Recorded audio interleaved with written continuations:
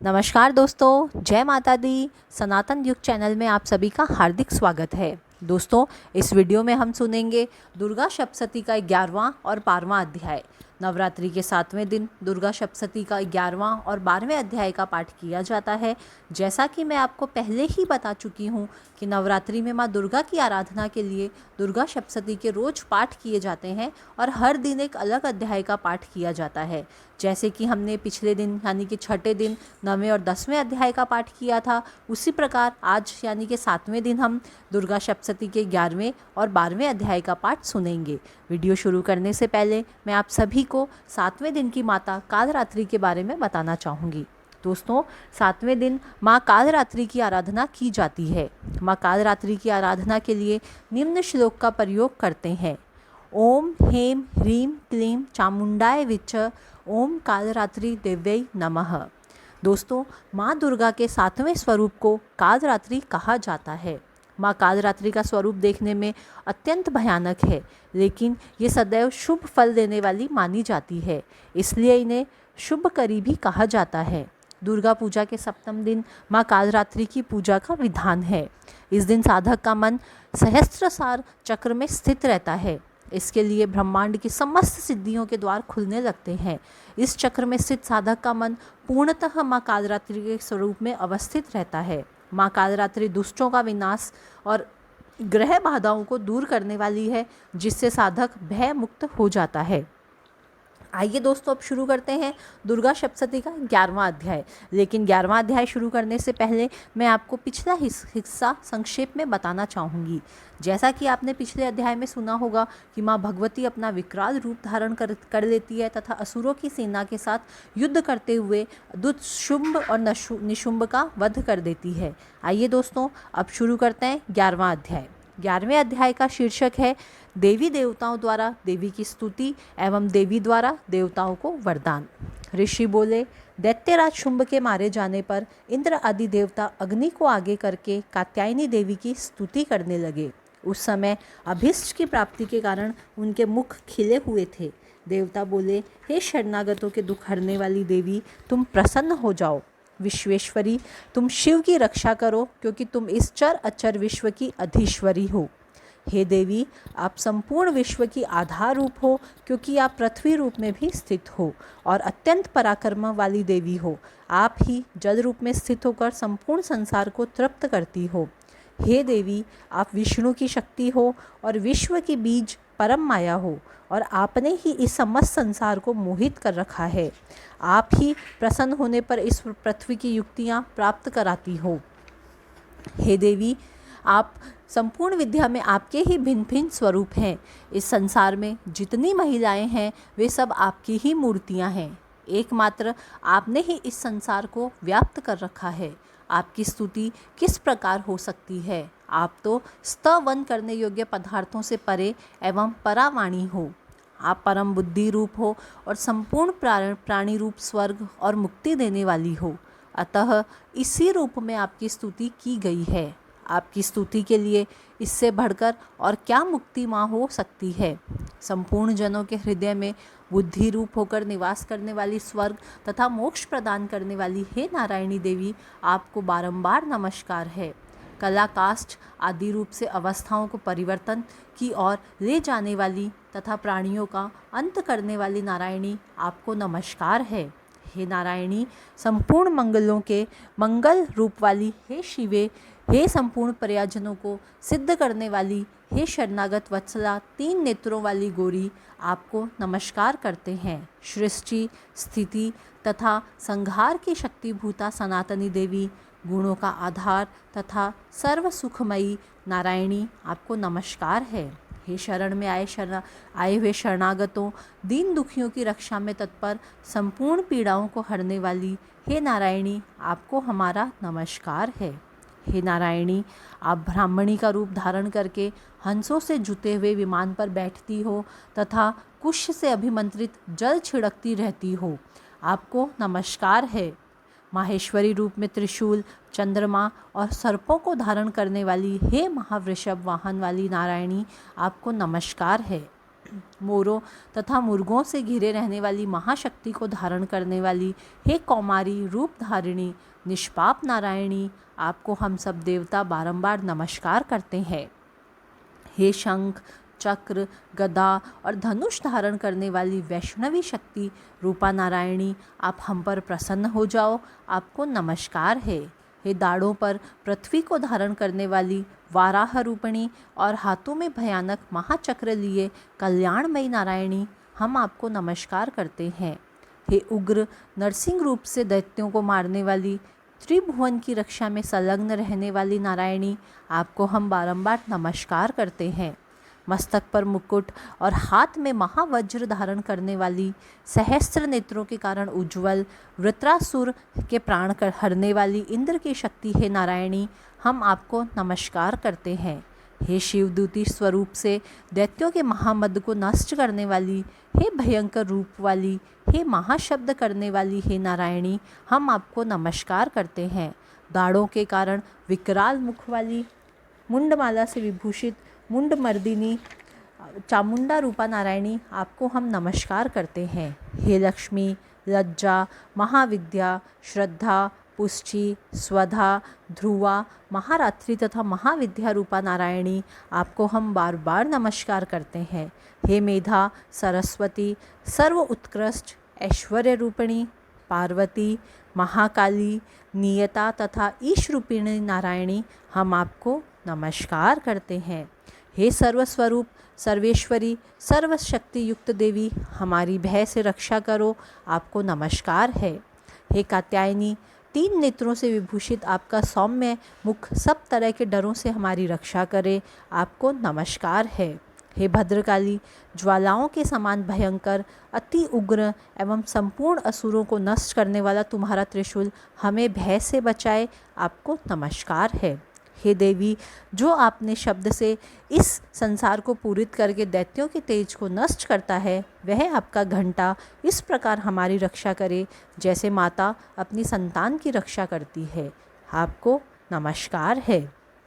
हे चंडी के असुरों के रक्त और चर्बी से चर्चित जो आपकी तलवार है, वह हमारा मंगल करे, हम आपको नमस्कार करते हैं। हे देवी जब आप प्रसन्न होती हो तो संपूर्ण रोगों को नष्ट कर देती हो, जब आप रुष्ट हो जाती हो तो संपूर्ण वांछित कामनाओं को नष्ट कर देती हो, और जो प्राणी शरण में आते हैं उन पर कभी विपत्ति नहीं आती, बल्कि तुम्हारी शरण में आए हुए मनुष्य दूसरों को आश्रय देने योग्य हो जाते हैं। अनेक रूपों से बहुत प्रकार के स्वरूपों को धारण करके इन धर्मद्रोही असुरों का आपने कई बार संहार किया है, वह तुम्हारे सिवा और कौन कर सकता था। चतुर्दश विद्याएं शस्त्र शास्त्र और चारों वेद तुम्हारे ही प्रकाश से प्रकाशित हैं, उनमें आपका ही वर्णन है, तथा आपको छोड़कर दूसरी कौन सी शक्ति है जो इस विश्व के अज्ञान में घोर अंधकार से परिपूर्ण ममता रूपी खड़ग से गड्ढ में निरंतर भटका रही है।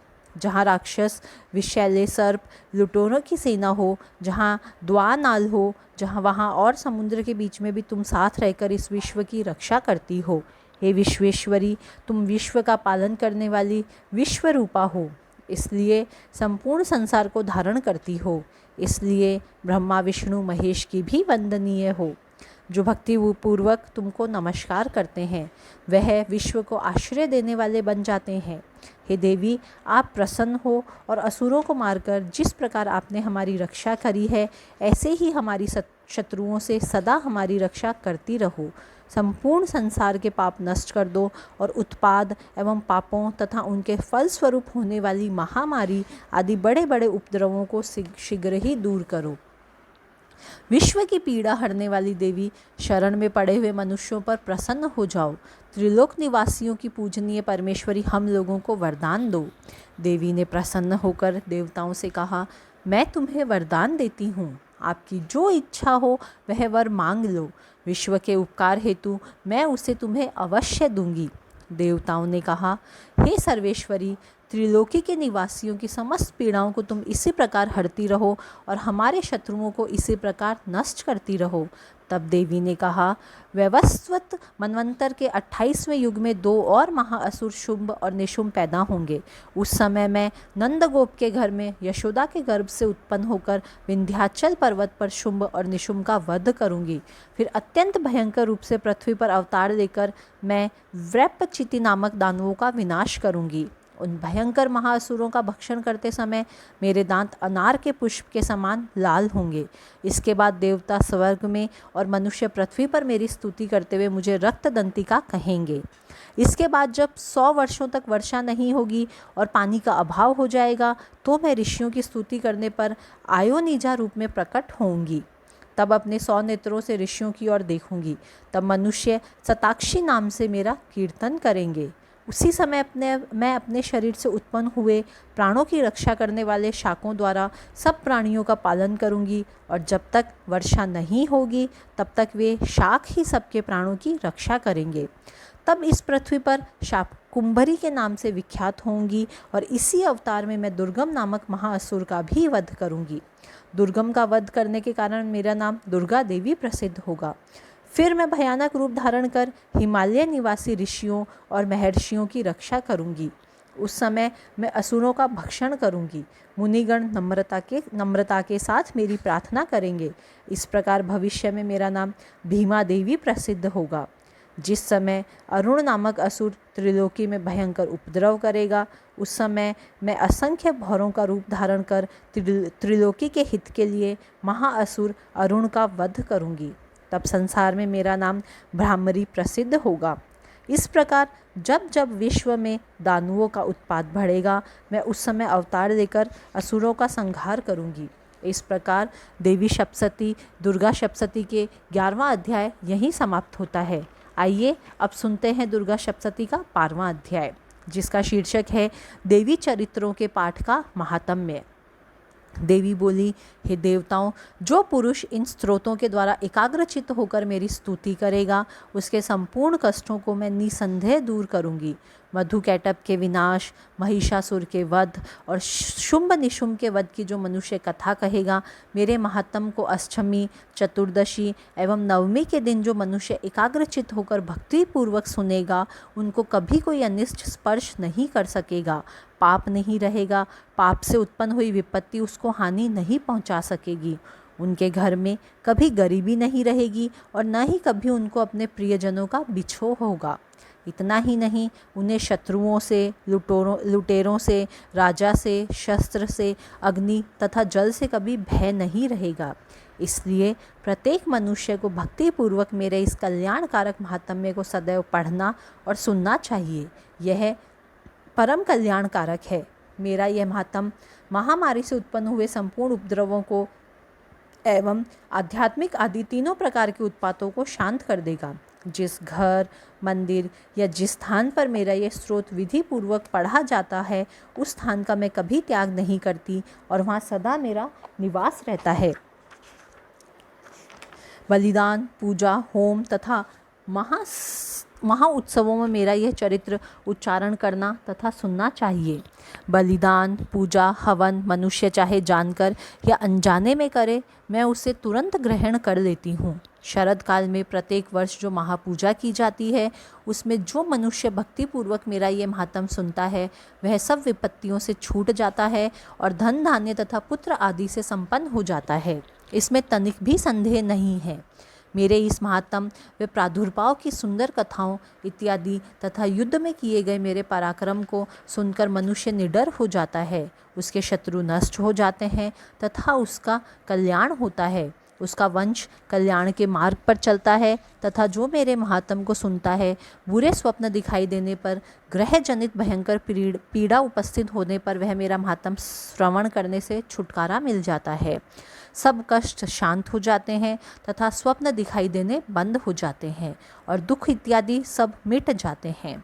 बाल ग्रहों में ग्रसित बालकों के लिए यह मेरा महात्म परम शांति को देने वाला है। मनुष्यों में फूट पड़ने पर यह भली भांति मित्रता करवाने वाला है। यह महात्म्य समस्त दुराचारियों के बल का नाश करने वाला है। इसके पाठ मात्र से राक्षसों, भूतों और पिशाचों का नाश हो जाता है।